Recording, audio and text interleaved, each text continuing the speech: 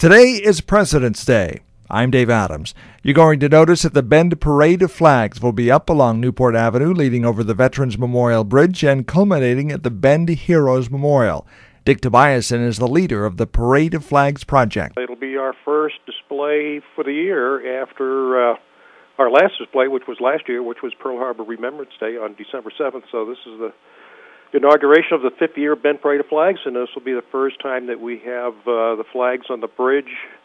There'll be 28 flags on the bridge. 14 will be honoring the veterans from Bend who were killed in Iraq and Afghanistan, and other veterans who were injured or killed in Iraq who are members of the same veterans groups. They're not from Bend, but the four are. And the other side of the bridge will be all the veterans groups, the American Legion and COVO and VFW and all that. And then we'll have 7 flags for the Pledge of Allegiance between the bridge and the memorial, and at the memorial we'll put up 8 flags, the military service flags.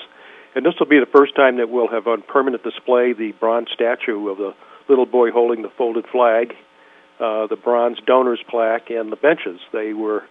Some of them were on temporary display when we dedicated the memorial, but they were not permanently attached. And of course we have to make sure that we do the best we can to deter theft and vandalism. So it took a little while to do that. Had to wait for the right weather conditions, but that's what we'll do tomorrow. The Bend Parade of Flags, it's going to be a very visually attractive, isn't it, as you look down? Oh, it is. I've had people call me and said they could call me and send me emails saying, when you cross that bridge with all those flags flying, because the wind, goes right down the Deschutes River, and it just always has those flags in motion. And it's really a sight when you're driving up or down that across the bridge to see all those flags there. Let's talk about the Veterans Memorial Highway. What's going to happen next? We've had donations starting to come in. We've got money raised from Crook County Court. The commissioners there are donating, and the local historical society in Crook County are donating a couple of signs. And we've made a presentation to the Deschutes County commissioners, and we've got to follow up with an application for lottery funds. And we've got a veteran who was a prisoner of war in Hanoi for 7.5 years, has donated money for several signs. And we'll be going to Klamath County to meet with the commissioners there and veterans there to donate signs. So the signs have been designed by Carlson Sign Company here in Bend. I've been working with them for a couple of months. And ODOT is reviewing the sign designs to see if we need to make any changes so we can have approvals for them. And then we've given ODOT the locations that we'd like to put the signs in, and so ODOT will, with its field team, will be out surveying to make sure those are all good places and adjust as necessary. And then the big thing will be installing the signs and dedicating them on the 6th of June, which is the 66th anniversary of D-Day, and that's really an important day for America and World War II veterans, so we call that 6/6/66. That's when we dedicate the signs, and then we'll have a reception and party for all the World War II veterans we can find. There are about 3,000 World War II veterans living along Highway 97 from the Columbia River to California.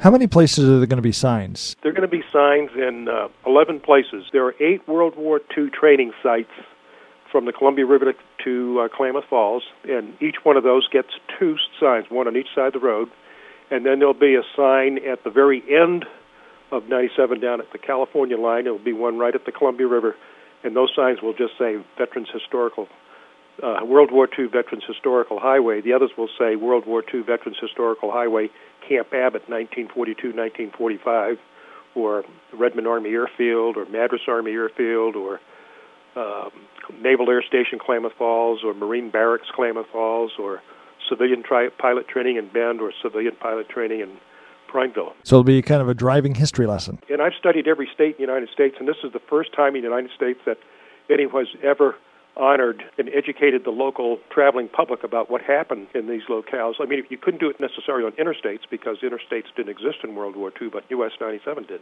So educating the traveling public about local history is one facet. And of course, because Oregon does not have a World War II memorial, this highway serves as the state's World War II Veterans Memorial. As a matter of fact, Governor Kulongoski made a strong point about that when he signed the bill into law. Said we're honoring Oregon's World War II veterans. In other words, we're not honoring just the local veterans, but Oregon had 147,300 veterans in World War II, and there are about 32,000 living today. Local veterans advocate and project leader Dick Tobiasen.